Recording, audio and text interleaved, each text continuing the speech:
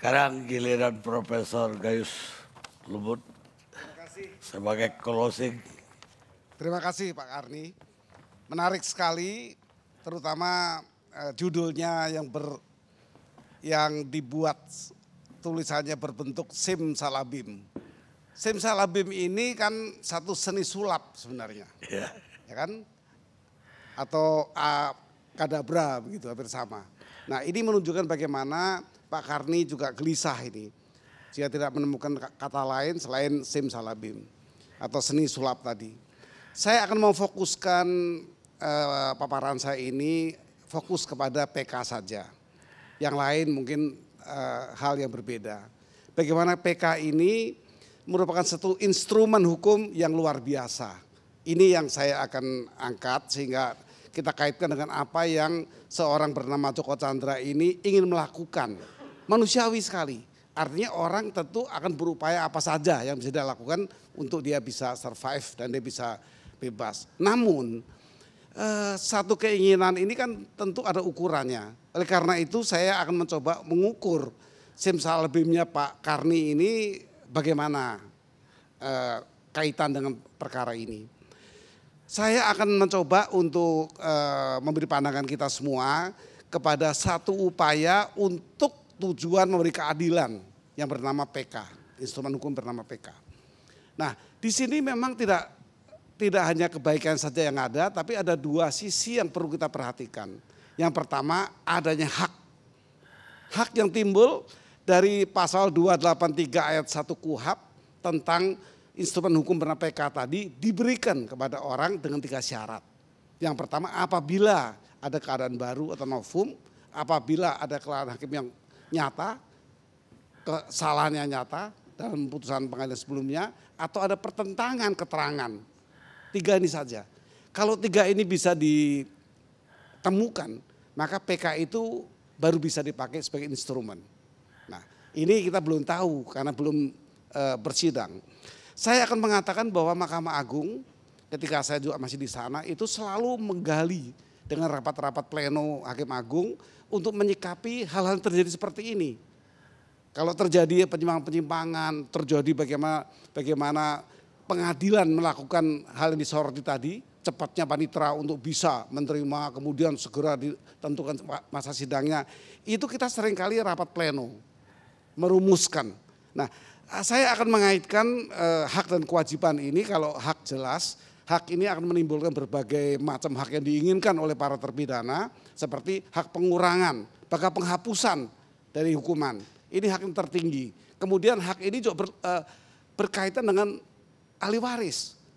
Ahli waris pun berkali-kali terjadi ahli waris yang belum meninggal orangnya, terpidananya sudah muncul ahli waris yang memiliki hak waris. Sehingga Pak Yaya Rahab dalam bukunya menekankan ahli waris harus ahli waris yang orisinil.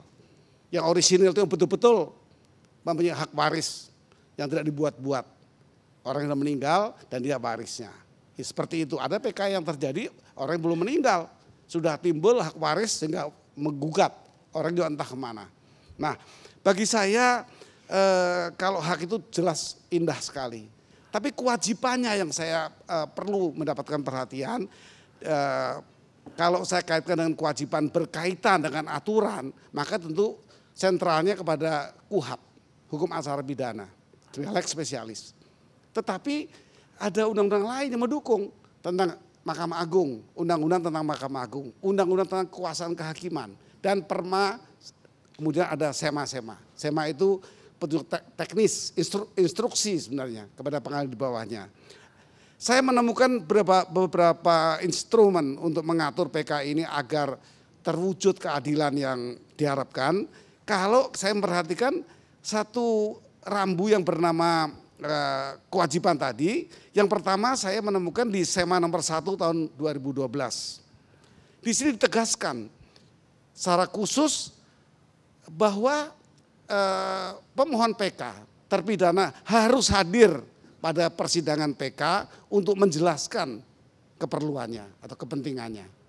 Nah, dalam hal ini pemohon tidak bisa hanya diwakili oleh penasihat hukumnya atau kuasa hukumnya. Itu setelah dulu ada yang tidak pernah hadir, tapi Iya, seringkali begitu sehingga setiap ada kejadian MA ini selalu mengajak hakim-hakim agung, kamar pidana, kamar perdata untuk melakukan rapat pleno menyikapi ini, timbul perma baru atau timbul sema baru.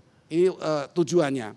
Kemudian sema nomor 4 tahun 2016 yang terakhir, dan ini saya ikut di sana, yaitu mengatakan bahwa pemberlakuan rumusan hasil rapat pleno kamar khusus untuk pedoman kepada pejabat pengadilan. Nah tadi dikhawatirkan kenapa kok cepat sekali didaftar kemudian langsung masuk perkara, dia pulang nunggu sidang nanti cukup pengacaranya sidang. Nah ini Mahkamah Agung mengambil sikap. apa bisa pengacara doang yang sidang? Tidak boleh kalau menurut Sema tadi kan nggak bisa. SMA nomor 1 yang selalu nggak pernah dicabut ini SMA-nya ini. Disebut dengan tegas harus hadir pada persidangan PK untuk menjelaskan kepentingannya, tidak bisa hanya diwakili oleh kuasa hukumnya. Bunyinya seperti itu. Nah oleh karena itu ini merupakan kewajiban. Ada hak yang tinggi tadi bisa dikurangi atau PK tidak bisa menambah hukuman. Hanya bisa mengurangi atau bahkan menghapus. Tapi tidak bisa menaikkan hukuman. Nah, itu kira-kira rambu-rambu yang selalu Mahkamah Agung melakukan untuk menyikapi kalau terjadi hal-hal seperti itu. Kira-kira saya hanya mengangkat itu Pak Karni, walaupun ini closing statement, tapi kira-kira semua kepentingan itu harus ada hak dan kewajiban. Dan kewajiban itulah apakah telah terpenuhi. Ini ukuran.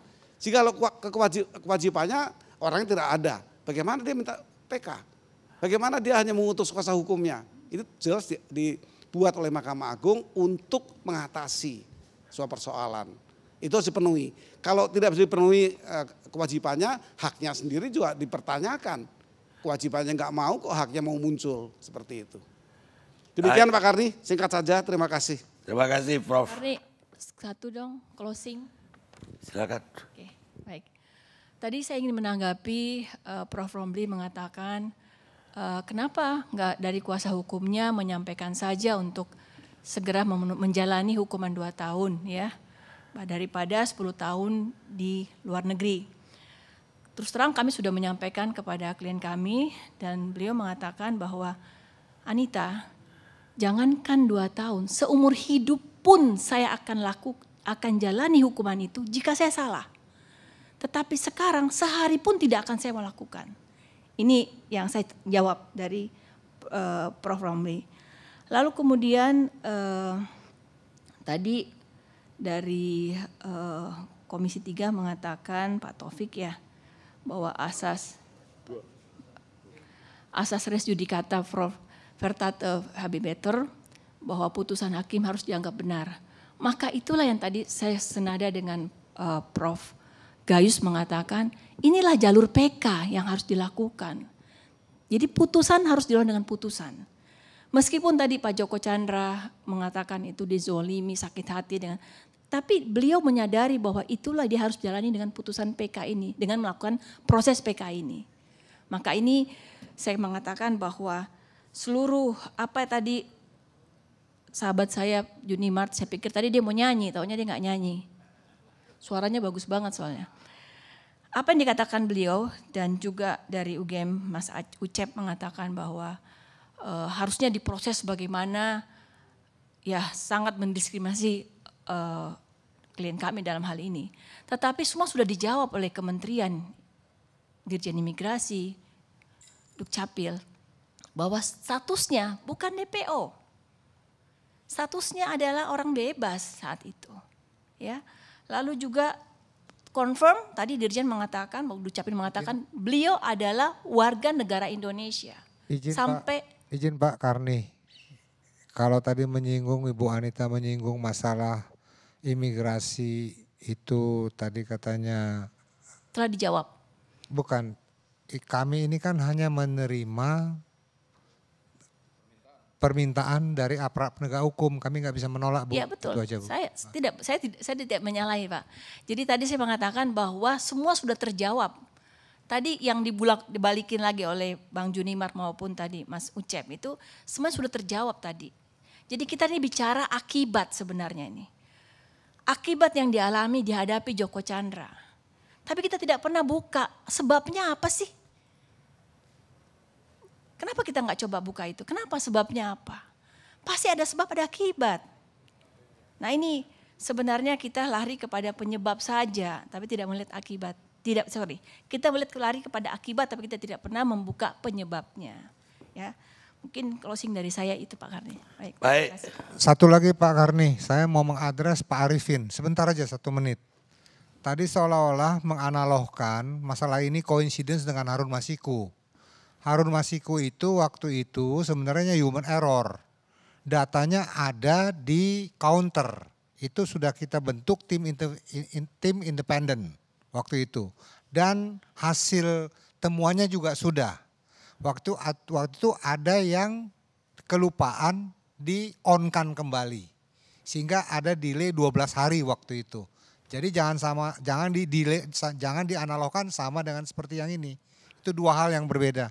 Izin, Pak Karni. Baik pemirsa, pada intinya ya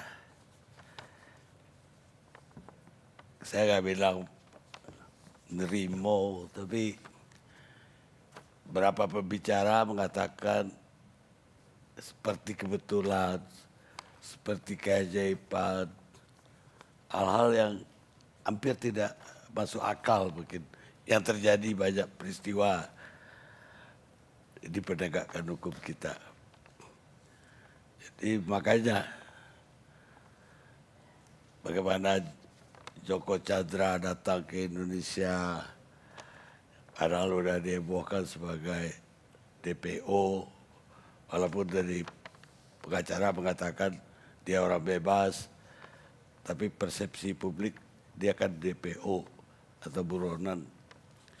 Kemudian tapi penegak hukum atau katakanlah imigrasi, kelurahan, aparat tidak melihat seserius itu. Atau kebetulan tidak serius. Atau seperti yang dibilang Pak Junimar tadi, bahwa ini ada yang ngatur sebenarnya. Makanya saya bikin judul Simsalabim. Jadi itu memang Pak Jayus benar, bahwa itu sulap. Kalau biasanya sulap itu hilang benda Pak. Bisa kembang, bisa burung hilang, bahkan ada mobil bisa hilang. Tapi kalau dalam hal ini orang hilang Pak. Jadi abrakadabra tadi juga bisa dilanjutkan. Pemirsa, kita memang terheran-heran. Dan sebetulnya kita sulit bisa memastikan seseorang bisa jujur. Kalau kita sendiri ada di posisi itu, mungkin kita juga akan berbohong. Kata H.L. McCann, jurnalis Amerika Serikat. Kami diskusikan, Anda simpulkan. Kita ketemu ILC akan datang.